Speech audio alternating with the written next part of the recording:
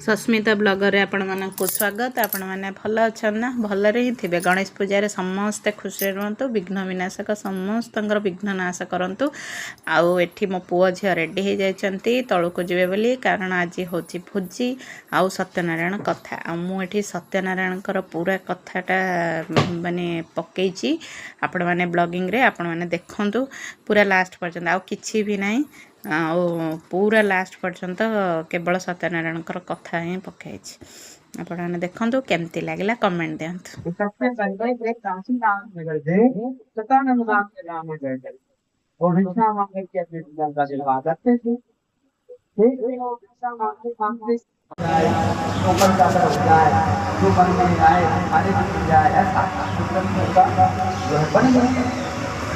जबकि शास्त्र कहता है, वेदों में पहले ही कहा गया है।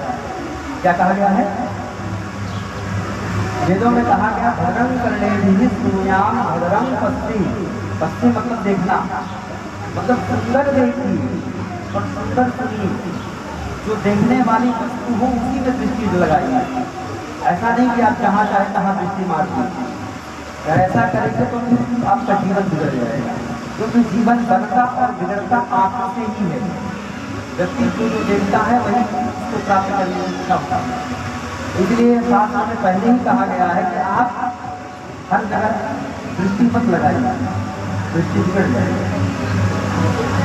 ब्राह्मण देव की दृष्टि लग धन में दूरी भी खा जाता है और धन कमाने के पीछे परेशान रहते थे। एक दिन भगवान की कृपा हुई। भगवान एक बूढ़े ब्राह्मण के रूप में आकर के उनसे कहा, हे ब्राह्मण देव, आप भगवान सत्यनारायण का व्रत करिए। उस व्रत के करने से आपकी सारी चिंताएं दूर हो जाएंगी, आप परम सुखी हो जाएंगे। ब्राह्मण देव ने विधान पूछा, भगवान ने विधान बता दिया। अब ब्राह्मण देव का घर आ गए और रात को सोते सोते विचार करने लगे कि मैं भगवान का व्रत करने का मन तो कर लिया, लेकिन धन तो हमारे पास है ही नहीं, तो भगवान का व्रत कैसे करेंगे? और इसी चिंता में उनको रात में नींद नहीं आई। रात भर जगते रहे। प्रातः काल हुआ तो उठ करके स्नान आदि करके भिक्षा मांगने के लिए निकल गए।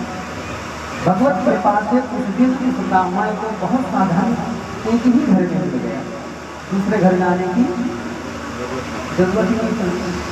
इसीलिए शास्त्रों में कहा गया है कि जा पर कृपा राम की होई, जा पर कृपा करे सभी। जिसके ऊपर भगवान की कृपा हो जाती है ना, उसको किसी की कृपा की जरूरत ही नहीं पड़ती। अगर कृपा नहीं होगी तो क्या होगा? भगवान की कृपा हुई, धन मिला और उसी धन से ब्राह्मण देव ने घर में आकर के बंधु बांधवों के साथ भगवान सत्यनारायण का व्रत किया। सत्यनारायण व्रत करने के पश्चात ब्राह्मण की बुद्धि निर्मल हो गई, पवित्र हो गई और वो प्रसन्न हो गए। एक दिन पूजन कर रहे थे, उसी समय एक लकड़हारा आया और वो बहुत परेशान था। घर से परिवार का दुख था, तो उसने ब्राह्मण देवता से प्रार्थना की, महाराज आप क्या कर रहे हो, उसको करने से किस फल को प्राप्त नहीं। तो ब्राह्मण देव ने बता दिया, उसने भी संकल्प किया और उसने भी भगवान सत्यनारायण का विधिवत व्रत किया।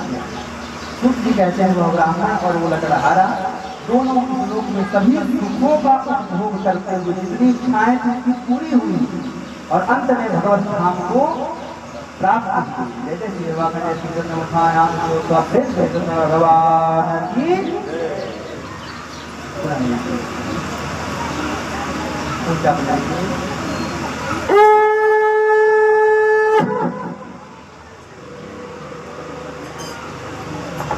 ओम नमो भगवते वासुदेवाय श्रीवाच पुरंगे प्रोक्षामः समापुरा चातां को नाम नपासि महामति जितेन्द्रिय सत्यवादी देयो देवालय प्रतिदिने दिने तदं स्वादियान संतोषेन तुहि।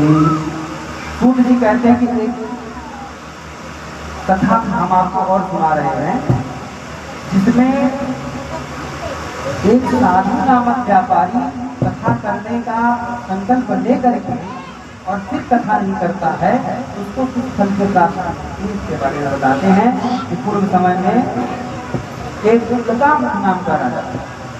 वो जितेंद्रिय तथा अत्यंत बुद्धिमान था।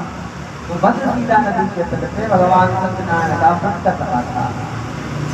उसी समय साधु नाम का व्यापारी राजा के समीप आया और राजा से पूछने लगा कि क्या कर रहे हैं और इस व्रत को करने से किस फल की प्राप्ति होगी।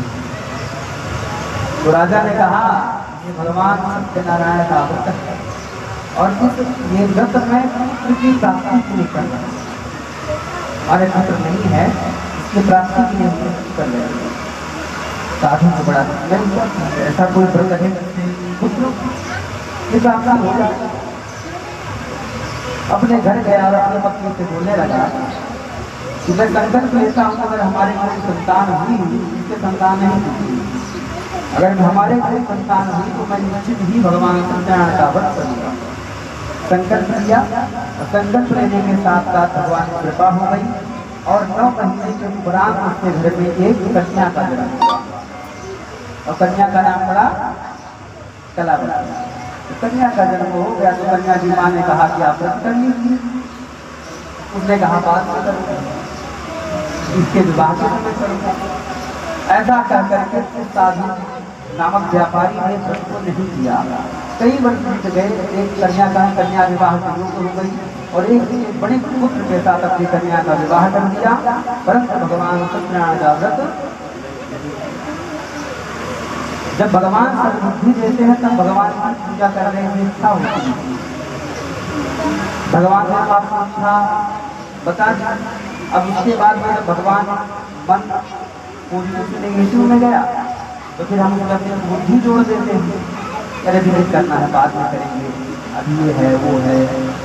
एक बार अगर कोई भी पूजा करने का विचार मन में हो गया तो उसको अवश्य कर लेना चाहिए, उसको रोकना नहीं चाहिए। अगर अब आप रोके या आगे पीछे किए ना तो फिर वो सफल नहीं होगी पूजा का।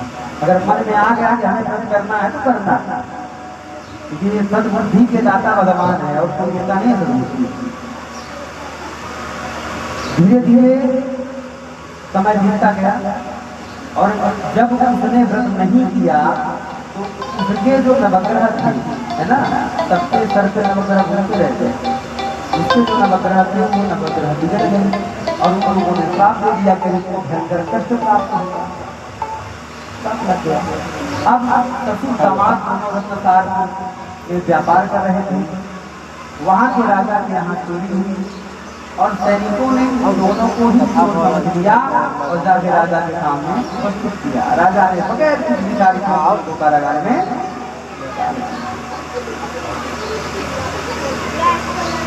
परदेश में दोनों ससुर दामाद कारागार में बंद कर गए और गांव में माँ बेटी दोनों रात को सो रही थी और उसी रात में उनके घर में चोरी हुई और पूरा धन सामान भी नहीं हुआ।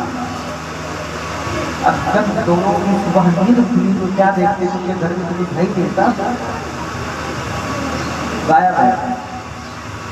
तब माँ बेटी लोगों से सहायता मांगने लगी, लेकिन कहते हैं जब समय खराब होता है तो कोई सहायता नहीं करता, इसलिए व्यक्ति को सदैव होश में रहना चाहिए।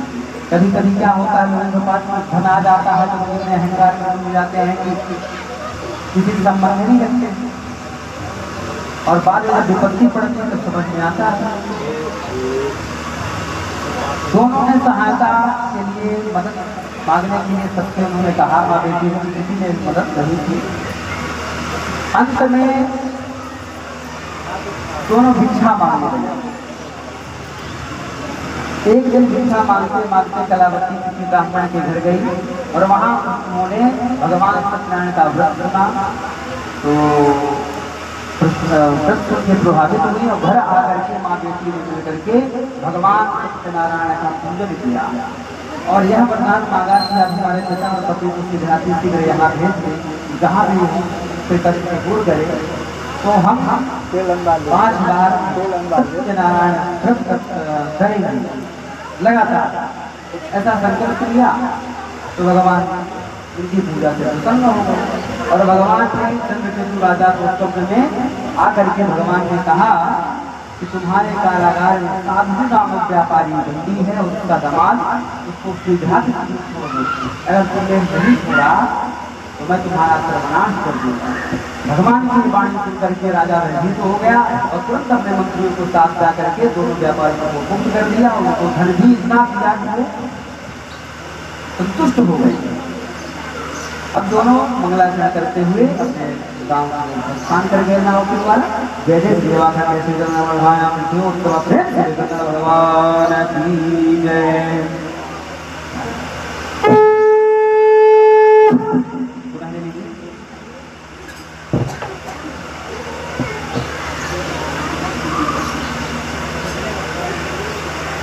यात्रां कोकन सुतवास यात्रां दुर्वां सा ब्रह्मलाय हम पूरितां ब्रह्मण्यो धर्मपादा सुखयो दोरे गते साधु पुत्राण प्रभुया माता भगवान की सूत जी कहते हैं कि दोनों व्यापारी मंगलाचरण करके दान दक्षिणा दे करके नाव के द्वारा समुद्र मार्ग से अपने घर की ओर जा रहे थे। बीच में उन्होंने एक जगह नाव खड़ी किया और पानी पीने के लिए नाव से उतरे और उसी समय भगवान सन्यासी के रूप में आकर के भगवान बैठे कि तुम्हारी नाव में क्या है। अब उसको बड़ा अहंकार पड़ गया था कि उसके पास तो बहुत सा धन था, तो उसने अहंकार में आकर के झूठ बोल दिया कि मेरे पास कुछ नहीं है। तो साधु महात्मा ने कहा, सन्यासी महात्मा ने नाव में क्या है? उसने कहा इसमें सब घास फूस है, लता पत्रादिक है। भगवान ने कहा तथा तो जैसा तुम कह रहे हो वैसा ही मिला है और वो चल पड़ी। अब वो जब अपने नाव को जा करके देखता है तो उसका पूरा घर फूल पत्ते से भर गया। तो बड़ा आश्चर्य हो गया था कैसे हो सकता है। तब दोनों कठोर दामाद दौड़ करके महात्मा के चरणों को पकड़ करके क्षमा मांगने लगे। तब भगवान ने कहा तुम्हें अहंकार हो गया था, तुम्हारे इसी अहंकार को दूर करने के लिए मैं यहाँ पे आया।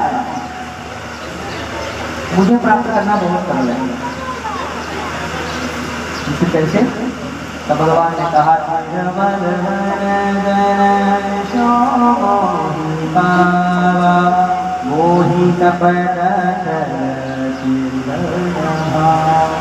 भगवान कहते हैं मुझे प्राप्त करना बहुत सरल है। अगर मुझे पाना चाहते हैं तो अपने मन को निर्मल कर दो, एक पुकार में आ जाओ। हम कह रहे हैं तो मने को लेकर नहीं तो आप बनाओ या जन्म स्नान कर लीजिए, क्या आ जाओ। जब भी करना हो या भगवान की आराधना पूजा करते समय मन को एकाग्रचित कर देना चाहिए। क्या कर देना चाहिए? मन को एक जगह स्थिर कर देना चाहिए। इसके बाद भोजन आपका कई गुना फल जाता है। भगवान ने साधु को अपने साथ को मुक्त कर दिया और वह साधु अपनी नाव में बैठ करके अपने नगर पहुंचा और सबसे पहले दूत को बुला करके समाचार सुनवाया। दूत ने समाचार दिया। जब दूत ने समाचार दिया उसी समय नारायण व्रत कथा ही चल रही थी। तो माँ ने बेटी ने कहा तुम करके आओ, तो तब मैं जाती लीलावती चली गई। अब कलावती ने भी जल्दी जल्दी पूजा की, आधी अधूरी पूजा करके वही चली गई। जब समुद्र के किनारे गई उनका व्रत नहीं तो हो गया ना, बीच में छोड़ दिया उन्होंने। और उस व्रत के प्रभाव से ही ये लोग वहां से आए थे बच करके। तो जब समुद्र के किनारे अपने पति से मिलने के लिए देखने के लिए गई तो उसका पति नाव का अंतर्ध्यान हो गया, दृश्य हो गया समुद्र में। लोगों को बड़ा आश्चर्य हुआ कि समुद्र भी नहीं है, भगवान ने अपने आप कहा भगवान से प्रार्थना करने लगी। तो पहले आकाशवाणी ऊपर से आवाज आती है कि आज कुंभ रहता है, सुन लेते हैं सब तो नहीं बात है। तो आकाशवाणी उनकी स्थापना खंडित हो गया है, इसीलिए इसका पति को प्राप्त नहीं हुआ है। हाँ, अगर ये व्रत पूजा करके आएगा तो निश्चित ही इसके पति का दर्शन को मिलेगा। तब कलावती लौट करके गई घर और पूरी पूजा जीवत करके प्रसाद लेकर के आई और उसने अपने पति को प्राप्त किया। सूत जी कहते हैं वह बड़े परिवार प्रत्येक पूर्णमान संदान को भगवान सत्यनारायण का अर्थ करता हुआ इस लोक में सभी सुखों का उपभोग करता हुआ अंत में भगवत धाम को प्राप्त हुआ। जय जय जय माता दी कृष्ण नमः तो प्रेम से भगवान की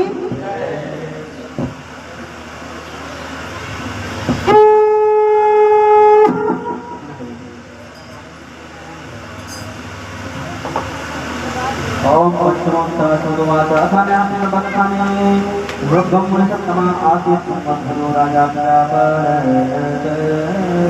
पर प्रसादं सत्यदेव स्मृतकारो वापः लीगन समनमत्पहत्कारो हम कुछ कहते हैं कि जो भगवान के भक्त हैं और उसके बाद भगवान के प्रसाद का अपमान करते हैं, स्वीकार करते हैं, घृणा करते हैं, उन्हें बड़ा दुख प्राप्त होता है। भगवान का जो भी प्रसाद है उसको स्वीकार करना चाहिए, कभी उसका अनादर नहीं करना चाहिए। पूर्व समय में कुंभक नाम के राजा वो वन में शिकार करने के लिए गए उसको वापस किया। अंत में एक बरगद के पेड़ के नीचे बैठ कर विश्राम करने लगे। उसी बरगद के पेड़ के छोटे छोटे बच्चे भगवान सत्यनारायण की पूजा का खेल खेल रहे थे और बैर का प्रसाद लेकर के राजा को दिया कि भगवान सत्यनारायण का प्रसाद खा लो। और राजा को बड़ा आश्चर्य हुआ, मैं इतना बड़ा प्रसादी राजा बैर खाऊंगा। ऐसा सोच करके उसने प्रसाद को वहीं में छोड़ दिया, उनको चला गया अपने नगर। जब नगर पहुंचा तो उस समय ग्रह उसके भी खराब हो गए। अब चारों तरफ से उसके शत्रु उसके ऊपर चढ़ाई करी, भयंकर युद्ध हुआ। युद्ध में इसका बड़ा नुकसान हुआ। तो अपने गुरु के पास गया, बोला महाराज बताओ क्या बिगड़ गया, किस कारण से बड़ी हानि हो रही है। तो गुरुदेव ने विचार किया और विचार करके देखा तो बोला कि तुमने भगवान के प्रसाद को कहीं छोड़ा था। मेरा हाँ एक बात बोल लिया था, मैं कभी भगवान के कृपा तुम्हारे ऊपर नहीं। अब ऐसा करो कि तुरंत वन में जाओ और भगवान की आराधना करो, भगवान सत्यनारायण का व्रत करो। उसी व्रत के करने से तुम्हारी विपत्ति दूर होगी। तब राजा वन में जाकर के भगवान सत्यनारायण का व्रत किया उन ग्वाल वालों के साथ और प्रसाद लिया। उस प्रसाद लेकर के लौट के अपने घर आया, तब उसका दुख दूर हुआ। दूध कहते हैं क्यों? उसने हिंसा किया था, इसलिए उसकी बुद्धि कुंठित हो गई थी, बुद्धि सुधर नहीं थी। क्योंकि जहाँ हिंसा होती है वहाँ कलयुग का वास होता है। कितने जगह कलयुग का वास है? 4 जगहों पे घोर कलयुग रहता है। 4 जगहों में कभी नहीं जाना चाहिए, चाहे जो हो जाए। कहाँ कहाँ? युद्धपान प्रिय होना धर्म, जहाँ धुआं पीना जाता है। आज दिल्ली लेवल के चक्कर में कितने लोग 2 करोड़ के मालिक थे, पता चला 1 महीना बाद रिक्शा चला रहे थे। किसी ने पूछा था कि 2 करोड़पति थे, क्या हुआ? पूरे दिल्ली लेवल पे गए थे, अरबपति बन गए। ये क्या धुआं है? धुआं में छल कपट ही होता है, जो दिखाया जाता है होता कुछ है। छल है धुआं, मतलब वहाँ बहुत कल सवाल होता है। जो धुआं कहने के चक्कर में गया वो गया। वह दूध पाना, दूसरा है मदिरा पान। जो व्यक्ति मदिरा पान करता है धार्मिक है, जो धार्मिक नहीं उसकी बात ही अलग है। जो काला है क्या काला होगा? जो सफेद है वो काला होगा। तो दूध पान जो जहाँ मदिरा पान होता है वहाँ पे भी कभी प्रभाव हो जाता है। वो मुझे पता ही नहीं रहना मैं इसको क्या बोल रहे हैं, मर्यादा खंड हो जाता है। तीसरी जगह है यह, जहाँ पे 4 स्त्रियाँ बैठ जाए और पंचायत होना शुरू हो जाए तो समझ लीजिए कलयुग आ गया। वहाँ एक दूसरे की बुराई होगी और वो उससे बताई हो गया। तो इसीलिए जब 4 स्त्रियाँ एकत्रित तो हों तो भगवत चर्चा करना चाहिए, बाकी दूसरों की चर्चा को रहना चाहिए। भाई भाइयों को प्राप्त है कि आप कोई रहस्य छुपा नहीं पाओगे। अब किसी के बारे में किसी बोलोगे तो वो रहस्य वहाँ न कहीं लीक हो ही जाएगा। बराबर। ये तीसरी जगह। और चौथी जगह सुनना, जहाँ हत्या होता है वहाँ पे कलयुग होता है। और 5वां स्थान स्वर्ण, सोने। इसलिए सोने को पाना सोना दोनों अशुभ माना जाता है। सोना खो जाए तो भी अशुभ है, अगर मिल जाए तो भी अशुभ है, हीरा का मिल जाए तो वो भी अशुभ होता है, रेम खाना चाहिए कट्या। तो उसने राजा ने हत्या किया था पशुओं का, जगह पशुओं का, इसलिए उसकी बुद्धि भ्रष्ट हो गई थी। इसलिए कहते हैं कि 4 जगहों से दूरी बना के रखिए, आप प्रसन्न रहिए। सूर्य जी कहते हैं कलयुग में भगवान सत्यनारायण के व्रत से बढ़कर कोई व्रत नहीं है, तो कर लीजिए या विचार कर लीजिए हमें करना है, आपके जीवन के भारी से भारी कष्ट स्मरण करने मात्र से दूर हो जाएगा।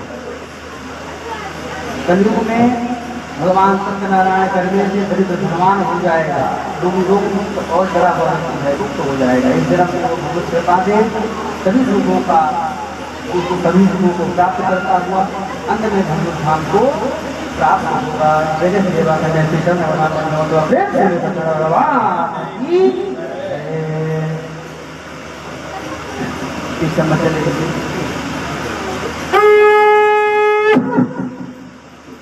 अनेन कृतेन सत्यनारायण पूजनेन व्रत कथा शुभ कर्म सत्यनारायण देवताभ्यो प्रियंताम ना हम कर तो यहाँ पे संस्कृत करते हैं।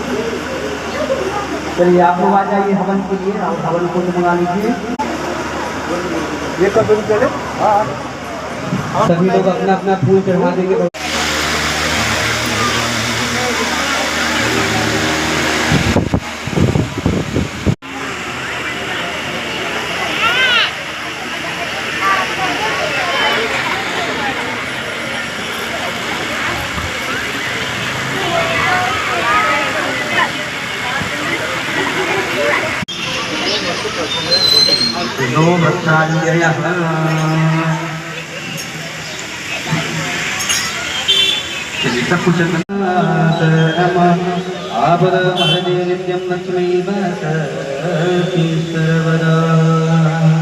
आज करके भगवान ब्रह्मा विष्णु रुद्र भूमि अनंत कूर्म योनि नाभि और कंठ विश्वकर्मा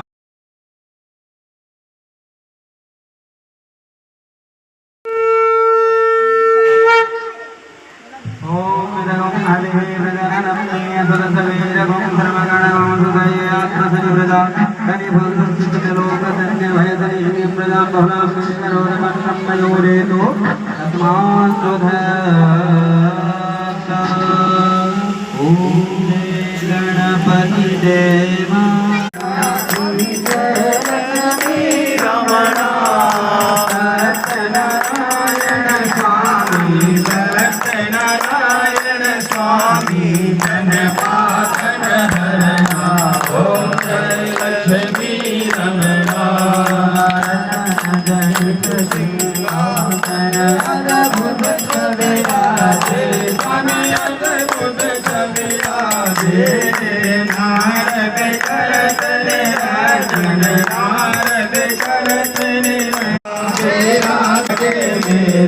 ओम जय जगदीश